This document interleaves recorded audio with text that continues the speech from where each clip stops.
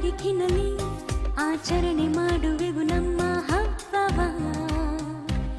ತಾಯಾಗಿ ಮಮತೆ ತೋರಿ ಒಡ ಹುಟ್ಟಿ ಸ್ನೇಹ ತೋರಿ ಸತಿಯಾಗಿ ಪ್ರೀತಿ ಕೊಟ್ಟ ಸಂಭ್ರಮ.